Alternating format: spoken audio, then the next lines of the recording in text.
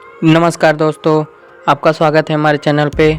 आज हम क्या बताने वाले हैं ये आप समझने का प्रयास कीजिए। वीडियो को अंत तक प्लीज़ देखिए और समझिए। किसी भी कंपनी में पैसा रखने से पहले ज़रूर चेक कर लीजिए कि वो कंपनी सही है या नहीं।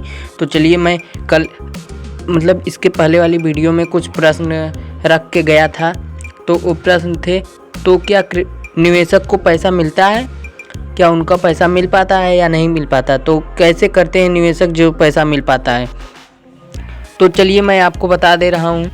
इसकी पूरी प्रक्रिया होती है जिसके दो पक्ष होते हैं, एक लेनदार पक्ष होता है, एक देनदार पक्ष होता है। लेनदार पक्ष होता है जो निवेशक होते हैं, निवेशक यानी जो कंपनी में पैसा जमा कर रहे हैं। और देनदार पक्ष कौन होती है, कंपनी जो पैसा ले रही है, वो देनदार पक्ष होती है।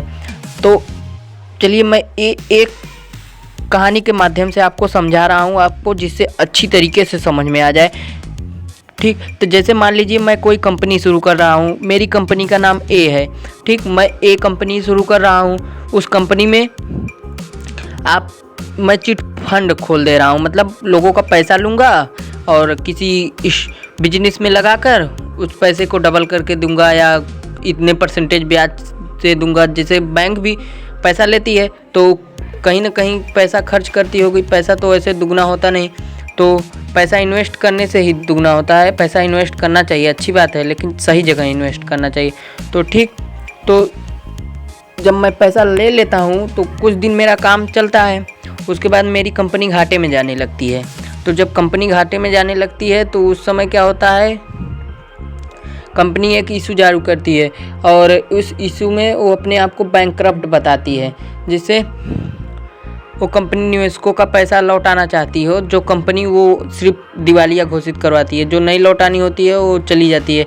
प्रक्रिया होता है जिसे एनसीएलटी हैंडल करती है। एक कोर्ट की एक बेंच होती है जो 180 दिन का समय कंपनी को देती है और कंपनी वोटिंग कराती है, जिसके बाद वोटिंग अगर हो जाती है, कंपनी फिर से दोबारा उस कंपनी का साथ देते हैं, तो कंपनी को 90 दिन का और समय मिल जाता है कि आप निवेशकों का पैसा लौटा दीजिए, आप अपने हाथों से लौटा दीजिए। अगर वे कंपनी नहीं प्रक्रिया कर पाती है, निवेशक नहीं कर पाते, तो वे एनसीएलटी के हाथों में चली जाती है।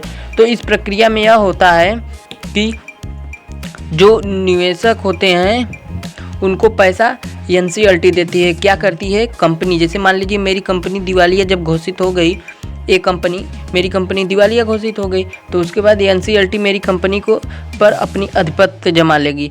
तो मतलब एनसीएलटी के हक में चला जाएगा और मेरी कंपनी की संपत्ति है जो वह बेचेगी। वो मान लीजिए रियल एस्टेट का जो बिजनेस है, उसको शेयर मार्केट वो सब को बेचकर जितना रकम मिलेगी, तो निवेशकों का पैसा लौटाने के लिए इस कंपनी की पूरी संपत्ति बेची जाएगी। तो जैसे मान लीजिए इसमें निवेशक को क्या फ़ायदा होता है या घाटा होता है, या फिर निवेशकों का पैसा मिल पाता है नहीं, तो इसी प्रश्न का ये उत्तर है। जैसे मान लीजिए आप मेरी कंपनी में 100 रुपये रख दिए। ठीक, मेरी कंपनी दिवालिया होने के बाद मेरी कंपनी सिर्फ 20 रुपये की बची है और 2 लोग मेरे कंपनी में पैसा रखे हैं, तो 20 रुपया है मेरे पास। 200 रुपये में से 20 रुपया है, यानी 90% मैं लॉस में जा रहा हूँ। ठीक, तो मैं क्या करूँगा, तो उन 20 रुपये को दोनों निवेशक को 10-10 रुपये दूंगा।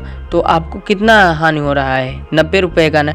तो इसमें निवेशकों का अक्सर हानि होता है। लेकिन जब सिक्योर क्रेडिटर की बात आती है, जैसे मैं कल बात किया था, सिक्योर क्रेडिटर, सिक्योर क्रेडिटर होते हैं जिनके पास पुख्ता दस्तावेज होता है कि हाँ ये कंपनी में रखे थे, सर्टिफिकेट, बॉन्ड, आईडी, ये सब होता है। और अनसिक्योर क्रेडिटर जिनके पास कुछ नहीं होता, वो पैसा बस जमा कर देते हैं बस। तो आप अक्सर कुछ लोग अनसिक्योर होते हैं, कुछ लोग सिक्योर। तो आप चेक कर लीजिए आप सिक्योर क्रेडिटर हैं, अनसिक्योर क्रेडिटर हैं। कंपनी पे, किसी भी कंपनी पे पैसा रखने से पहले उस कंपनी के बारे में बैकग्राउंड चेक कर लीजिए, उस कंपनी का बायोडाटा चेक कर लीजिए। हाँ, पैसा इन्वेस्ट करेंगे तभी पैसा डबल होगा। तो अगर आपको ये वीडियो तनिक भी समझ में आया है क्यों पैसा मिलने में लेट हो रहा है, या इसके पहले भी कई कंपनियों के साथ ये हुआ है, ये पहली कंपनी नहीं है, तो अगर आपको कुछ भी समझ में आया है इस वीडियो में, तो वीडियो को ज़रूर लाइक करें। और हमारे चैनल पे नए आए हैं तो चैनल को ज़रूर सब्सक्राइब। ऐसे ही इन्फॉर्मेशन मैं डालता रहता हूँ। अगर आपको ये वीडियो अच्छी लगी हो तो अपने दोस्तों के साथ ज़रूर शेयर करें। मिलते हैं अगले वीडियो में। जय हिंद दोस्तों।